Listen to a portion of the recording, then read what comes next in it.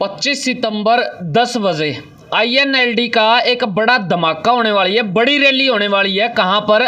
फतेहाबाद की अनाज मंडी में। आपको सभी को पता होगा, लेकिन एक बार मौसम दिखा दो, हालात कैसे हैं, कितनी बारिश जो है वो झमाझम चल रही है। क्या कल ये रैली होगी?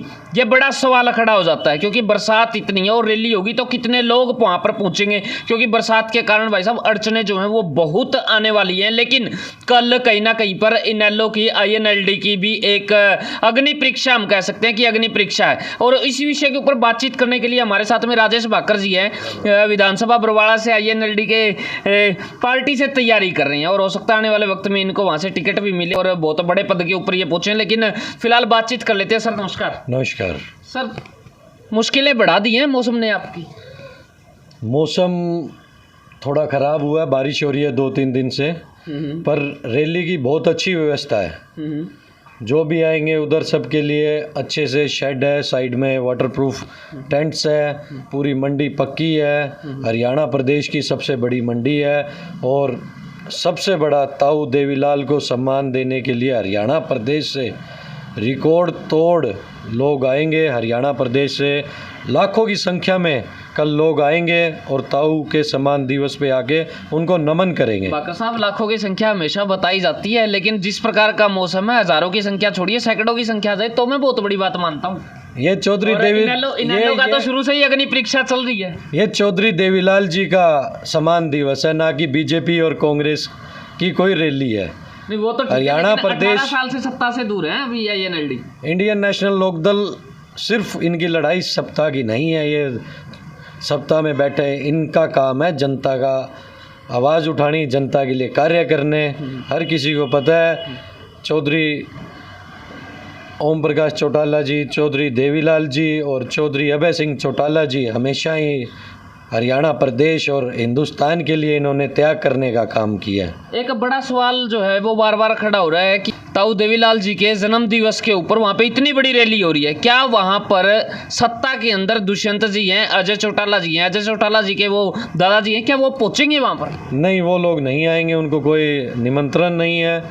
और ये सिर्फ जननायक जनता पार्टी के जो पदाधिकारी है, जो उनकी IT डिपार्टमेंट है, IT सेल है, वो सिर्फ बना रहे हैं कि जो उनके लोग द्वारा घर वापसी कर रहे हैं इंडियन नेशनल लोकदल में भारी संख्या में। कल आप देखना JJP छोड़ के लोग आएंगे, वो ना आए, उनको भ्रमित करने की कोशिश की जा रही है।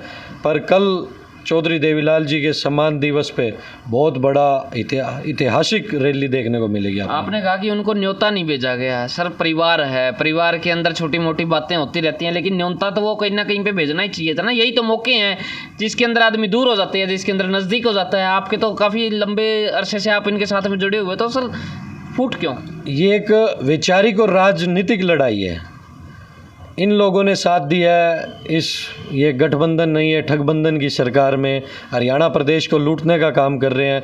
और चौधरी देवीलाल तो हरियाणा प्रदेश को और पूरे हिंदुस्तान को दिया करते थे। तो बुढ़ापा पेंशन होगी, चाहे कुछ भी हो गया। ये तो आज बच्चे स्कूल जाते थे, उनको 1 रुपया देना स्टार्ट किया, उनको स्कूल में जाते थे जब खाने के लिए देना स्टार्ट किया।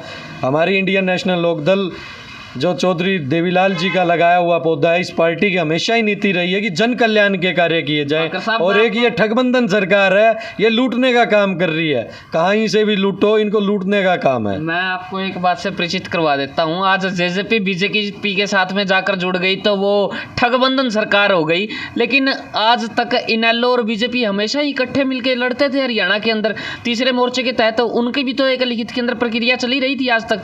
वो ठगबंधन नहीं दिखा।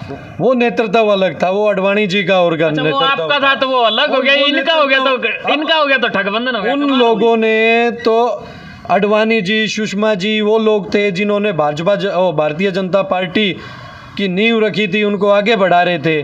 उन लोगों को एक कोने में लगा दिया, आज उनको नज़रबंद किया हुआ है। और ये ठगबंधन वाले अब जो ठगी कर रहे हैं, आप पूरे हरियाणा प्रदेश को, हिंदुस्तान को ही बेच के खा गए। जितनी गवर्नमेंट जॉब्स थी वो ख़त्म कर रहे हैं। हमारे ग्रामीण बच्चे जो ये कोशिश करते थे कि बड़े हों, थोड़े दौड़ मारते थे मेरा फौज सवाल जो है ना, मेरा सवाल जो था बाकर साहब वो ये था कि गठबंधन, आप जेजेपी के और बीजेपी के गठबंधन को आप ठगबंधन बता रही हैं, लेकिन कोई वक्त ऐसा था जब इनेलो और बीजेपी एक साथ लड़ती थी। मैं ये कह रहा हूँ क्या वो ठगबंधन नहीं था, आज ठगबंधन हो गया। उनका नेतृत्व चेंज हो गया। जो अच्छे विचारधारा के बंदे थे उनको अमित शाह और मोदी जी की जोड़ी ने साइड में कर दिया।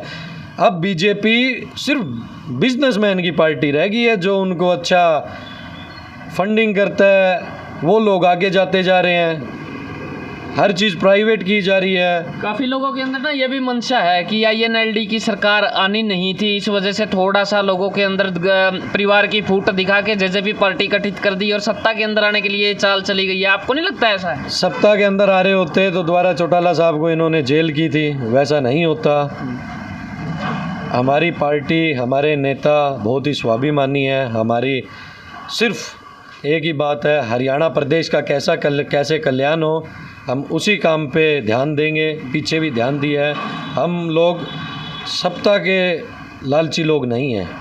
बाकर साहब, अगर ऐसा ही होता, ध्यान देने की बात होती, तो पूरे हरियाणा के अंदर इकलौती एक सीट ना होती। 90 विधानसभा है, 89 किसी और के पास में है, सिर्फ एक सीट है आप लोगों के पास में, इनेलो के पास एक सीट है। कल देखना कितना जोश से लोग आएंगे। बारिश हो रही है, मौसम ख़राब है, चौधरी अभय सिंह चौटाला जी के समर्थन में लाखों की संख्या में लोग आएंगे। वो तो कुछ लालची किस्म के लोग थे जिन्होंने ये परिवार तोड़ के चौधरी देवीलाल जी की अलग से विचारधारा बना के, वो अलग पार्टी बना के लोगों के साथ ठगी कर दी है। पर अब पिछले 3 सालों में हर बंदे को समझ आ गया है कि असली लोकदल तो चौटाला साहब ही है, असली लोकदल तो चौधरी अभय सिंह जी है, जो आम जनता के लिए त्याग कर सकते हैं, आम जनता की लड़ाई लड़ सकते हैं। और इंडियन नेशनल लोकदल एकमात्र पार्टी है जिसके एक आम कार्यकर्ता की पकड़ हमारे पार्टी के सुप्रीमो चौधरी ओम प्रकाश चौटाला जी तक है। बाकर साहब, बहुत सारे लोग ऐसे हैं जो आपकी उस रैली के अंदर पहुंचना तो चाहते हैं, लेकिन साधनों का नहीं पता, कहां से जाएंगे, कैसे जाएंगे, क्या कुछ इंतजाम है? हर गांव से बसें भर के आएगी, गाड़ियां करके आएगी।